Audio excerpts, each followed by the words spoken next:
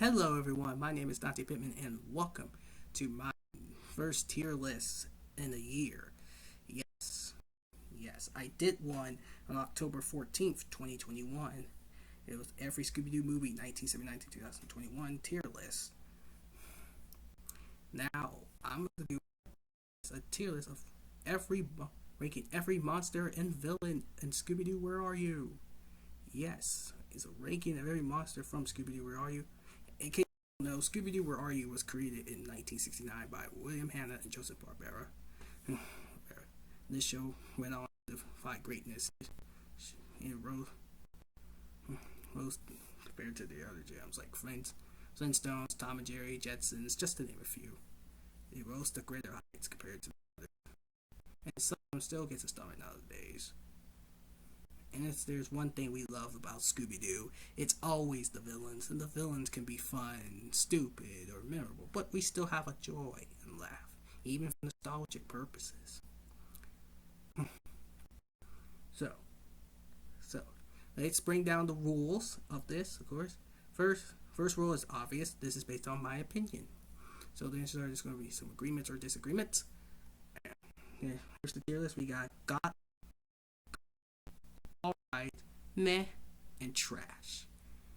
So, we're also counting the main villains, of course. And not gonna count I'm not gonna count the henchmen or side villains for this. And lastly, by technicality, we're only gonna cover the monsters from seasons 1 and 2 of Where Are You, since season 3 went on to be a different show later on. Let's get started. Alright, let's start at the bottom. First, we have the zombie from Which is Which. Now, he didn't do a whole lot, but his voice has a good charm to it. The design was interesting. So, I will put him in meh.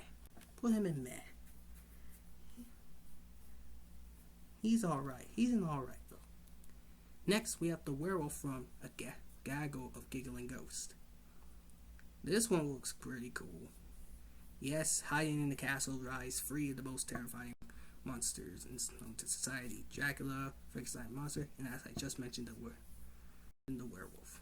This one looks better compared to the one in to Who's Afraid of the Big Bad Werewolf, which we'll get to in just a moment. But this one's better designed. It looks very cool. So I'll put him in the alright tier. Put him in the alright tier. You know what? No. Scratch that. We're gonna put the monster trio up there. How about that?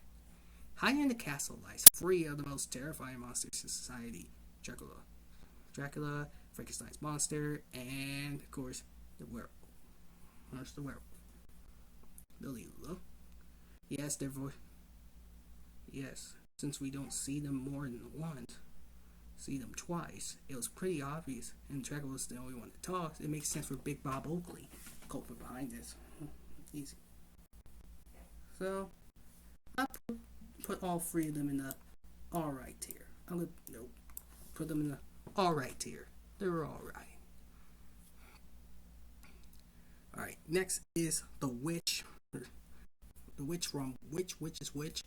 Now, despite being she is the first woman villain in not only in the show but for the whole franchise.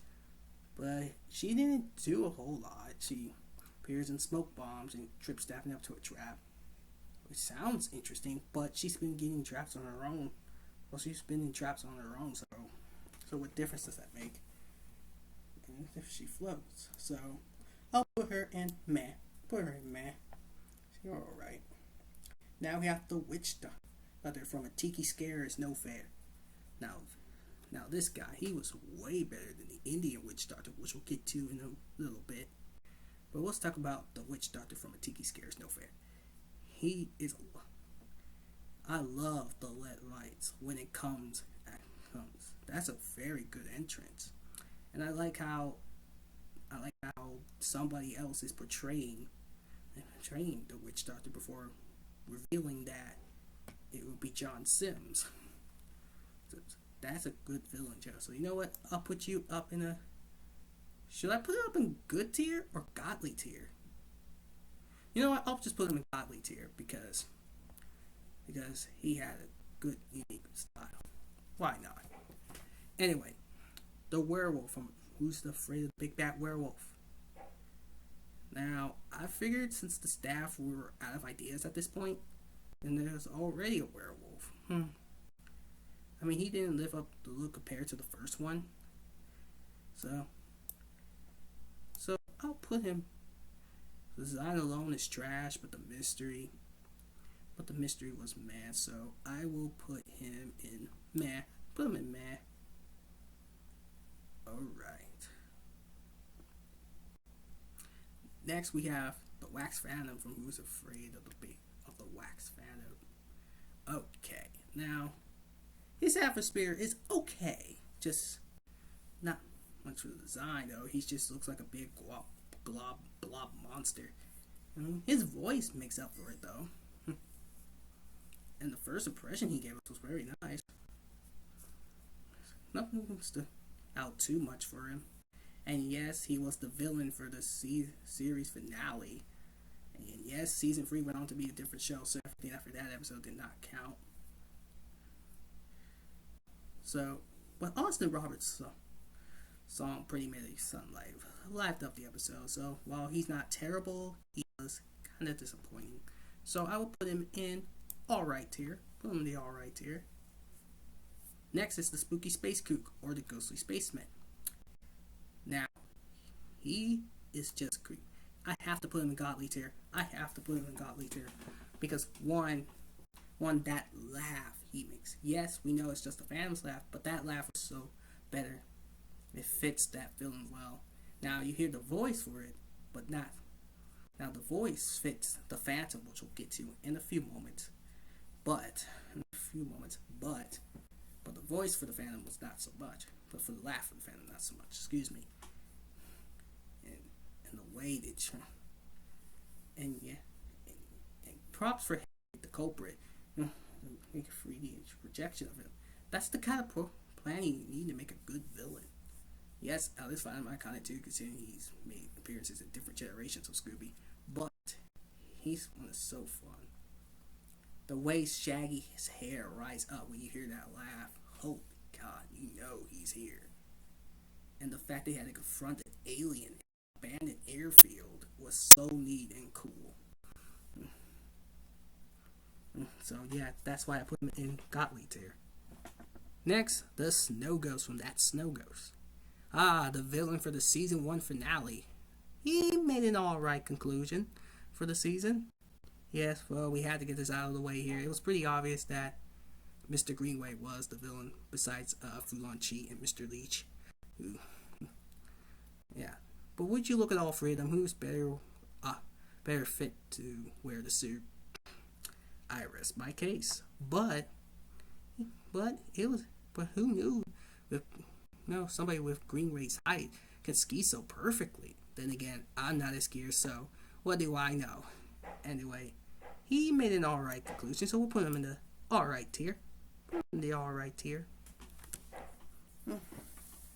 Next, we have the Puppet Master from the Backstage Rage. Oh, his first appearance. Creepy. He racks my nerves in a good way. Right, when you first see silhouette. Oh my cow! That laugh he makes is so scary.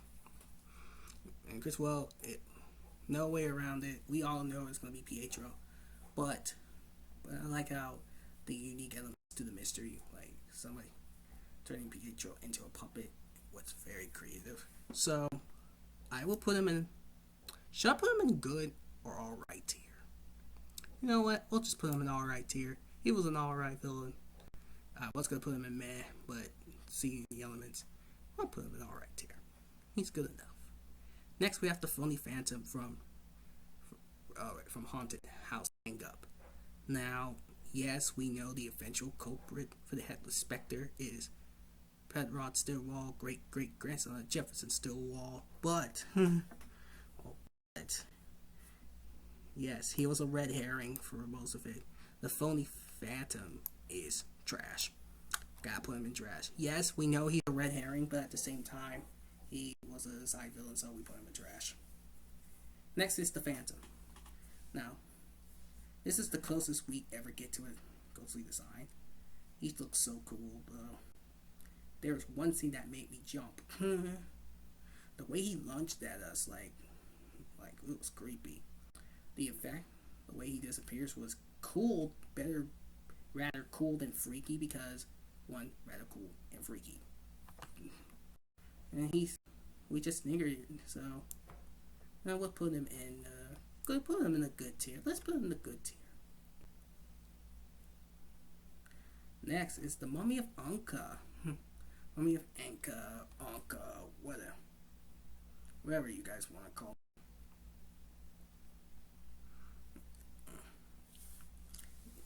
Yes, we know the saying is basically like a museum, but it's in the college campus, although it feels like more of a museum. So the Mummy of Anka. Now his curse was far better than the Snow Ghost and the Lions Kingston's. We'll just give you a few moments, but his curse was like so much a threat. He straight up turned people to statues. Yikes. Heck, yes, it did. The voice, the Mummy of Anka did sound like P. So it's like not the Najib, but he made ever this guy's voice. So for that, I will put him in good tier. I'll put him in good tier. That's the unique elements to the mystery. It'll work. Next, we have Miner 49er from Mind Your Own Business. Now, he seemed very promising. The idea of a ghost miner haunting Rish was very cool. Yes, I was a little surprised with the outcome. This monster had Ben's height, but also Hank's color. Couldn't tell which is which. Yes, but we would later find out it was just Hank on stilts the whole time. He sounded very promising. He's memorable, but not much. So I'll put him in the alright tier. No, we'll put him in the alright tier. I was gonna put him in meh, but the surprise outcome really paid off. Indian Witch Doctor. From Decoy for a Dot Napper. He wasn't bad on his own. He had things unique. He had a unique atmosphere, and he had a fitting hideout in an old abandoned Indian village. Well, any criticisms? Well, just like the 8-man episode, which we'll get to in a little bit. They try to treat us like idiots by spitting on the big six. No joke. In that scene, we see that the dogman, Indian Witch Doctor, was straight up phony. No. Yes, in the end, it was Buck Masters who made his own laws to look like a victim, and this is them, and we, and yeah, it's not painfully obvious in the car, but I will give him some effort, or more effort than Carl ever did, which we'll get to. He's not terrible, just disappointing. So we'll put him in meh. Next is the Headless Spectre from Haunted House Hangout. Even with just a simple look, this monster was actually fun. And the fact, this gives me nightmares. Just looking at this monster. And this is the first human villain, to not have malicious intentions. Yes, unlike Charlie, which we'll get to a bit, he had his own goal, but it was not exactly meant for harm. And he was trying to protect the Headless Spectre was trying to protect the mansion, and the money that he left. The money was solely for him, so which it makes his actions just understandable and in some ways justifiable. So I will put him in godly tier for that. What's that? Put him in godly tier. Why not? Next, we have that gypsy from a Gagway giggling ghost. Yes, I know. It was voiced by the late June Foray, and I didn't expect her to be Bob as well. That was way out of nowhere. she wasn't important at the moment. So I will put her. Where should I put her? Now we'll put her in an alright tier with the guys. Let's put her in an alright tier. Next we have the Green Ghost from A Night of Fright is No Delight. The very definition of nightmare fuel. They freak me out to no end. And yes, I say they. There was more than one of them. And the laugh, the chains, and the atmosphere was so creepy. And holy crap, that laugh will still haunt me for the rest of my life.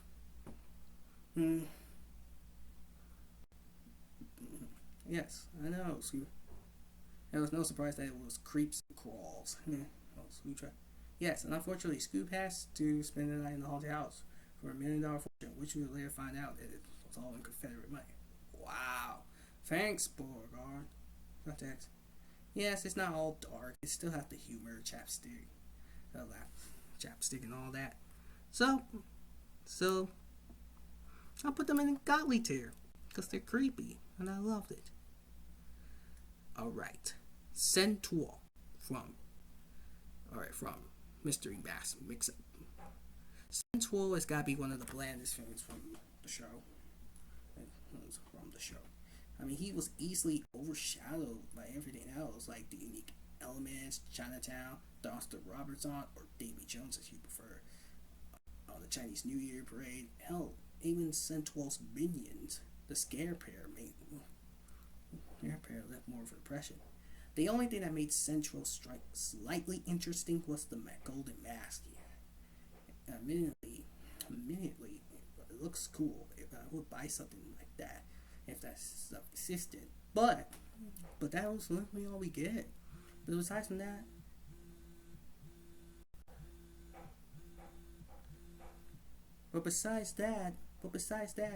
he has literally. There was literally nothing interesting about him, and he had very little to give us. At one point, he tried to had the choice to kill Shaggy and Scooby, or at least threaten them with a pony curse. And then he just locked them up. So because of that, I'll put him in the trash tier. Next, we have Redbeard, the ghost of Redbeard, the pirate from Go Away Ghost Ship. Now, that's right, guys. We're going under the sea to right on top of it. Now this was a fun mystery to look back on. Hell, we had a lot of good suspects. The butler, Mr. Magnus, which would be the eventual suspect, and I love the attention to detail on the pirate ship. It was really well done. And yes, Redbeard has henchmen, but unlike Centaur, he provided enough to be his own boss, and he gave Shaggy and Scooby a chance to live and be free. That's some real confidence, and he had a lot of fun with the pirate Redbeard just by his line. And because of that, I'm gonna put him in godly tier, just for that. All right, the Ghost of Hyde from Nowhere Hyde. Now, the villain that starts season 2. Well, he made a decent start to season 2. Yes, we know Jekyll and Hyde stories are there all the time, and we all see them, all the time. Like Hulk, the League of Extraordinary Gentlemen, and all that. But this one felt good. Yes, we later find out it was Jekyll, but I can't blame him for trying. He was trying to frame Helga the housemaid. And I liked it, and this is where Austin Roberts made his debut on the show with Chef Secret to My Recipe. Love that song. And so he made a decent start, so I'll put him in the alright tier. Next, we have Ghost of Elias Kingston from Hassel in the Castle. No, wait. That was a different... No, not Hassel in the Castle. Oh.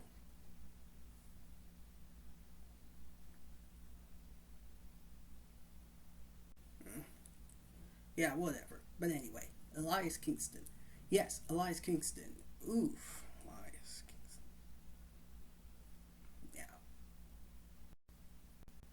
Now, yes, this guy later gets recolored and changes his name to Clue Gun Speed Buggy. Yes, they're both the same voice actor, John Stevenson, rest in peace. And, he sounded cool. Yes, he's got his main attack was Curse the Fox Knight or Rapid Aging, if you guys haven't played Metal Gear. And yes, we know we know it's gonna be Stewart. We knew it was gonna be Stewart, but I can't blame him for trying.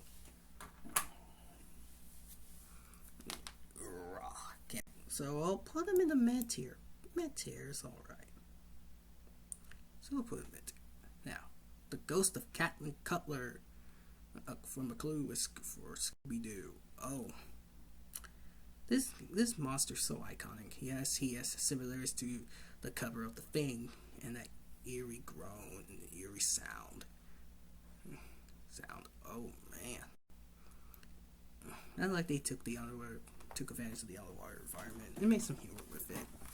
This monster is so iconic. Yes, the twist was anticlimactic, but the plan wasn't too bad. It's actually pretty good. Cutler faking his death. That was a neat plan. Yes, it's similar to the Ghost of High, but with more effort. So I'll put him in. Should I put him in good tier? No, let's put him in godly tier because of this episode alone. Because he's so iconic. The Ghost Clown from Bedlam in the Big Top. A clown in the circus. What more can you ask for? Except this one is not just any clown. He said he has supernatural powers. Right, that's for the lions. Next for watering. Trapeze wires. And also he's gonna seek out that gold coin. It's in the game. Ooh. And they made a monkey out of him. And in the grand finale, they made a monkey out of him. Literally. Later, it was revealed that Harry, that was Harry. It was, and he said he had to act with them, but he got caught stealing. That was fired. What really happened was he was stealing. And Red Vengeance was rare on that type of show. So I would put him in a good tier. I'll put him in a good tier. Why not? He sounded good villain. Actually, no. You know what? We'll put him in godly tier, so everyone be quiet. Next is the Creeper from Jeepers is the Creeper. Easily godly. Yes, the show's MVP, one of the longest lasting survivors for numerous generations, and for good reasons too. Yeah, sure, the color brands were just basically shades of green, but it all worked out, and the atmosphere that he had. For the first time, I was actually surprised with the outcome, because I thought it was going to be the bank guard who was going to be a bigger part of the mystery. Or at least set up the mystery. Or have to be the setup to it. Having to do with Carswell. And I thought the Hermit was going to be there for the whole time. And that's the power of this guy's attitude and atmosphere. And also, I like how he comes off threatening in one scene, but still come off as comedic as another without feeling off. So this is why Creeper is godly. Goes in the godly tier. Next, we have Charlie the Robot. He's not the best villain, but he's unique. And we later find out that Charlie's the one for all this, and realize Charlie is a robot. That's right. For the first time, the game is trying to stop something that's not even human. And he just had a case of sabotage, but results were awesome. He practically goes full on Titan and shows off his superhero strength and speed. And heck, and he's immune to pain. Holy cow. Yes, like I said, Charlie's not much of a villain. The position of that villain, of the villain spot, goes to Sarah, who goes out of her way to sabotage her own brother's project. Yes, sure, she had made a point to it, but she didn't have to be so thoughtful about it. But given everything he's shown us, he was not, as I said, he's not the best villain, but he's certainly unique. So I'll put him in a good tier. Put him in a good tier. Alright, the caveman. Now, the setting was a different, interesting choice. I definitely did not expect the caveman would go to the aquarium. Although it could have been more interesting that he took advantage of it. When the only connection we have is Wayne, but just who worked there. Yeah, blame him for trouble. It's Austin Roberts' song again. Oh, I thought the episode. This. And he looks alright. I mean, he had some decent surprises, so I'll put him in the alright tier. He's fun. The Black Knight. Here he is, guys. The villain that started it all. From the very first episode. Not only for the show, but for the franchise. And my gosh, his first impression was really cool. And that was a very great first impression. So it turns out, the plot is from moonrise is the night awakens. And that alone was pretty concerning. Yes, we later found out it was eventually Wickles. So overall, yeah, the Black Knight was the one that started it all, and not only for the show but for the franchise. So put you in the godly tier. All right, next and the final one, not next, excuse me, the final villain is the Ape Man. This guy, even this whole episode was just a basic waste of time. I mean, just look at the design. That's the first one. He looks nothing more than a damn gorilla. Excuse my language. Sure, big monkeys could be freaky in some sorts of vision, but Scooby-Doo was always about the paranormal. We've seen good samples of that before and after this episode. And the Ape Man was just one of the basic villains out there. I mean, he did the dumbest thing everyone has done on the show. This thing really is someone that's done on the show. He takes his own mask off. What the hell was he thinking? How could he possibly think this was a good idea? And to top it off, he had to make Carl's design so obvious that they know it was him. Who else looks like that? And yes, Carl's Morris was starting all this, and it was triggered due to so trash tier, top trash tier. In you go.